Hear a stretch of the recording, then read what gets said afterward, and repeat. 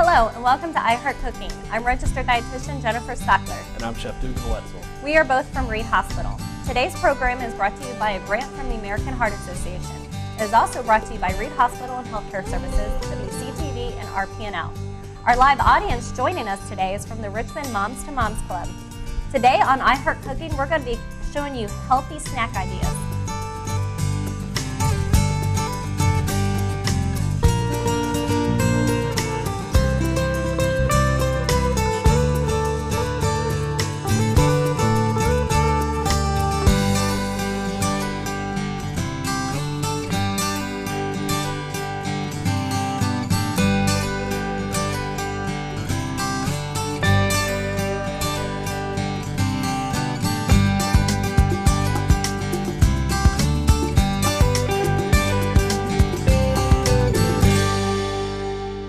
So the first healthy snack that we have for you is a favorite among many individuals. It is actually pizza, but we're going to actually do a pepper roasted whole wheat on a tortilla pizza. So it's just going to be a little bit more healthier. We're going to tell you how you can reduce the calories, the fat, and the sodium, which is all associated with heart health. So to get started, Dugu can kind of show you how we're going to get started making this. Absolutely. First thing we're going to do, we're actually going to use a 6-inch tortilla, whole wheat tortilla. You can find these at any local grocery store. Very simple, very thin.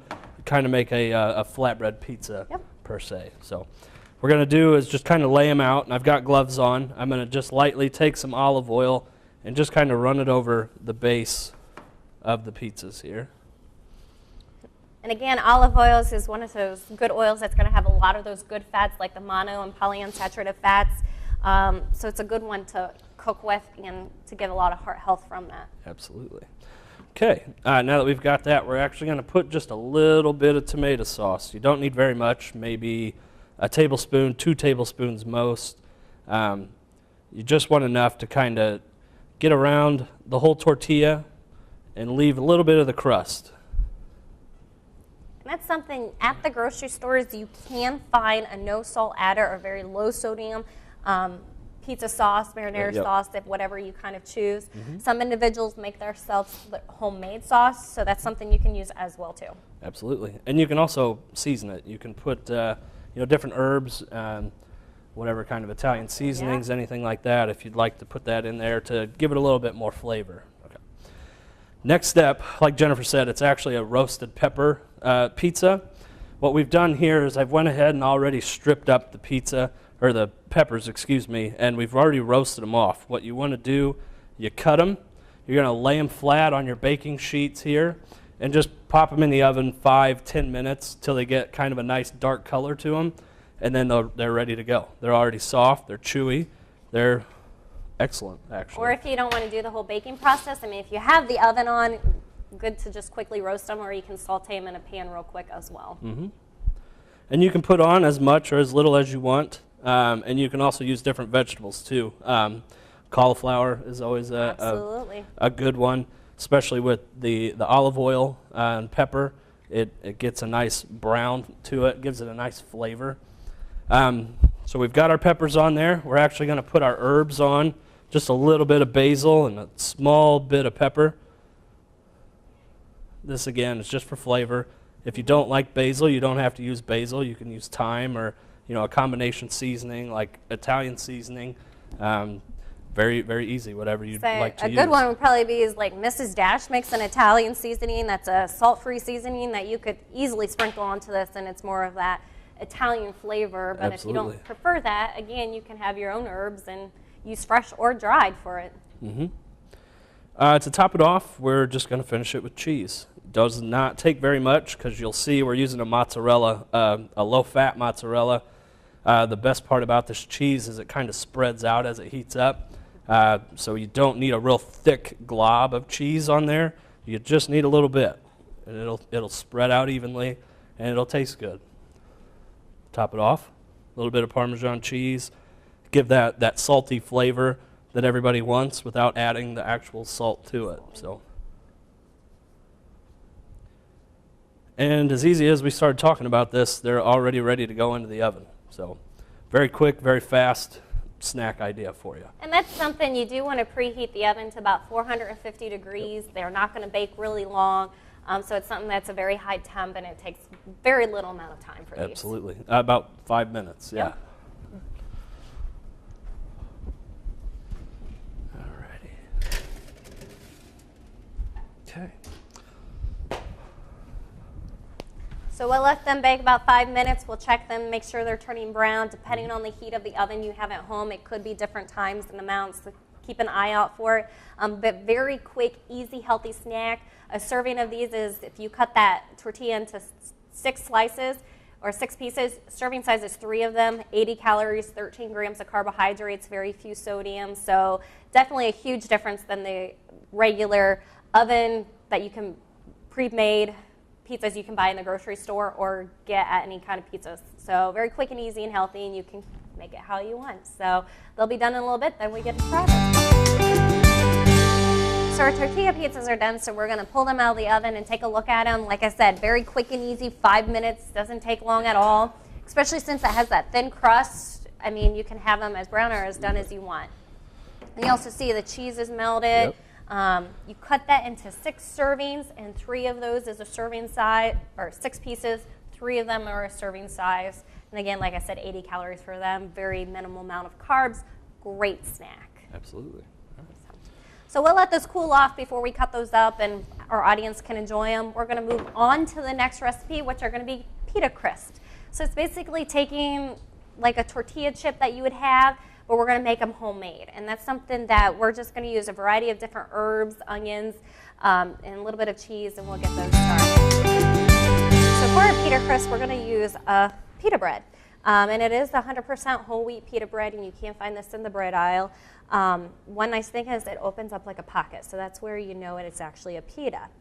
For this actual recipe, what you can do is, because it's more going to be like a chip, you can leave it like this, where it's a little wholer, thicker, and it's going to be not as crunchy for you in the end, or you can actually tear this apart, and it'll actually be like you're making more, and it's thinner, and that means the pita crisp themselves are going to actually be a little bit more crispier if you like that crunch or something for that. You're going to want to actually put the oven on 350 degrees. These are going to bake for about 12 minutes. Depending on the temperature of the oven, it can vary, but when they're thinner, it's going to take less time. If you keep them a little bit thicker, it's going to take a little bit more time for them to brown up and get crunchy for you. So what you kind of do for this recipe is that you're going to use a little bit of olive oil. And what you're going to do is just, the easiest way probably is you can combine all of your ingredients, or you can add them separately. So again, we're just going to use some olive oil, and we're going to place it over here. Olive oil, again, is one of those good healthy fats. It has mono and polyunsaturated fats. It's good for the heart health. It's very good and easy to cook with and bake with. We're just going to spread that over that. Today's seasonings, we're going to actually use a dried basil, a dried rosemary. We're going to use some green onions that are chopped up. We're going to use some garlic, and then we're going to top with a little bit of Parmesan cheese. You can actually use whatever seasonings you want. So one quick thing is, if you want to go buy a Mrs. Dash seasoning that you like really much, like a lot, it's sodium free. You can just sprinkle that on there and then put a little bit of cheese on there. Or you can use any kind of fresh or dried herbs that you want, kind of use the combination. You can use chives, you can use thyme, you can use whatever one you would prefer, because it's going to be a flavor of like a chip. Or you can actually switch it and make these sweet and use a little bit of cinnamon, maybe artificial sweetener or natural sweeteners like stevia, Splenda, any of those, and actually make a sweet chip out of it. So it could go sweet or it can go savory, either one. But again, like I said, today we're just going to add a little bit of dried basil on top. And you can just sprinkle it on because it's going to stick onto that olive oil, which actually helps it bake and keep the ingredients on there. We're going to add a little bit of rosemary. Rosemary has a strong flavor, so you might not want to use a lot of it. A lot of people don't like the taste of rosemary, but use what you prefer. You can use a little bit of garlic on there. So just minced garlic, add a little bit on as well. A little extra depth of flavor is what, what I like about it. I like the garlic too, so I would probably use a lot of it. And then, of course, we just have chopped green onions. Just going to put those on top as well. I'll just spread those on there. And you can see we're not adding any kind of salt or anything to that. Again, it's all sodium free. Where you do get the sodium at is going to be in your Parmesan cheese, which you add on last. And again, it's just more of the flavor for that. And that is all. And then you're just going to actually cut these up. And you'll cut them up into serving sizes. So each half will be cut up into 3. So you'll get 6 pieces out of each one.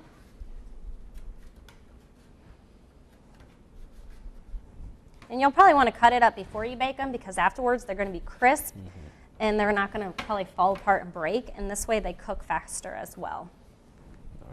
And that's all it takes to make these crisp. They're going to go in the oven at 350 for about 12 minutes. Depending, like I said, on oven temperature, it might take a little longer. And then we'll have your pita crisps done. Our pita crisps are now done, so Dugan's going to take them out of the oven. You can see it didn't take very long. You'll see that they get a little bit brown and they're going to have that crunchy feel to them. So we'll let them cool off a little bit too as well. And while we're letting those cool off, we're now going to make a roasted red pepper hummus, which is something that's kind of nice because those pita crisps work as a really good dip for, this works as a really good dip for those pita crisps, I should say. So you use them to be able to dip with like you would a chip or a pretzel. So we're going to get started with the roasted red pepper hummus. One thing about hummus, you are going to need a blender. So we have a blender here today. You're not going to be able to probably use this by hand. You can use a food processor as well, but we're going to show you how you can do this with a blender. So Dugan will try to get all the ingredients together and show you how to do it. Absolutely. For any hummus, first thing you're going to do is get a garbanzo bean or a chickpea. They're the same thing. You see them advertised both ways in the stores. Garbanzo bean, chickpea, whatever, they're the exact same thing. When you open up the can, you're going to see kind of a clear cover. Those are the shells on the beans themselves. Easy way to get rid of them, put them in a strainer, kind of run them underwater and just run your hands through them, and you'll see all those shells kind of start to come off. Then you can kind of scoop them off. We've already done that for these, so they're ready to go. And one nice thing about that process, when you get those shells off and you have it in the strainer, when you're running it through water, because it is canned, it will have contained some sodium, but running it through a strainer with that water will help eliminate some of that sodium as well, making it a little bit more heart healthy for you. Okay. So the first ingredient that we're going to add is a dry roasted sesame seed. You'll see in this recipe here that it calls for the sesame seeds instead of tahini. Tahini is the same thing. It is a roasted sesame seed that has already been pureed into a paste. But by using the dry roasted sesame seeds, we're removing the sodium and all the salt and all the additives that you would get in the canned product. So by doing it ourselves, it's a lot healthier. So. Absolutely. And it's kind of hard to find that in the Richmond area, that tahini. I know you have to go to places like Kroger or maybe to the natural food store before you can actually find it, because not a lot of places have that. I'm going to go ahead and add the lemon juice. Just a little bit of lemon juice, give it that acidic flavor. Kind of help out when we actually put the red pepper in there to balance. And garlic. Another nice depth of flavor in there.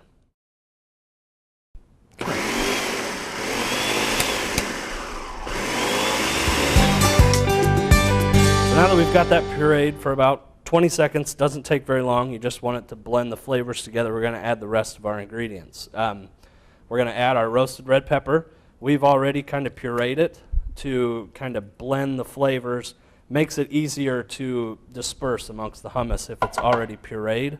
It doesn't take nearly as long too, because as you can see with this show, we're all about fast, quick snacks. So. Absolutely. That's one step that you can do in speeding up that process. And then the final thing we're going to add here, get a spoon, is our garbanzo or chickpeas. Okay. Put the lid on there, and we should be good to go. I think we're... Oh, got it on backwards, so I just got to flip the lid around a little bit. All right, and you're just going to pulse it.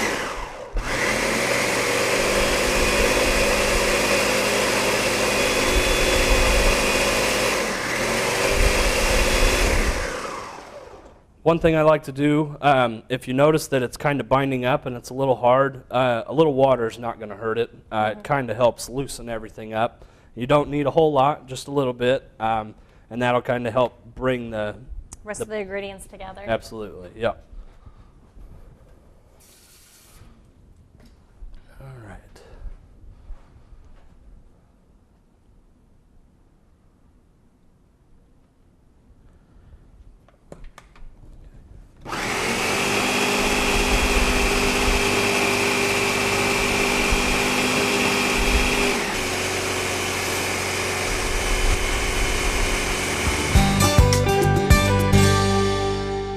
When you are blending this, it will take a few minutes for that all to be put down and get in there. One easy trick that I like to do too is halfway through, if you see more garbanzo beans or the chickpeas on top, taking a spatula and just pushing them down to the side, because it is going to take a little bit. And if you ever had hummus before, you'd know it is a thicker little paste. So it does take a little bit to process it. Don't worry about running the blender for a few minutes to try to get that all incorporated. Right, yep.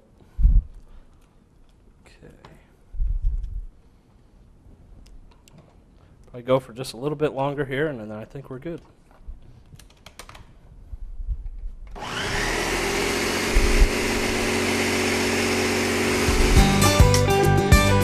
Now our hummus is complete. It is ready to go. You'll just put it in a serving dish. That's something that it will keep for several days after you make it. So that's something you can see there is a large amount there. But you can just take one of your pita crisps, take a little bit of the hummus afterwards, spread it on there, and you got a complete snack with both of those recipes that we made.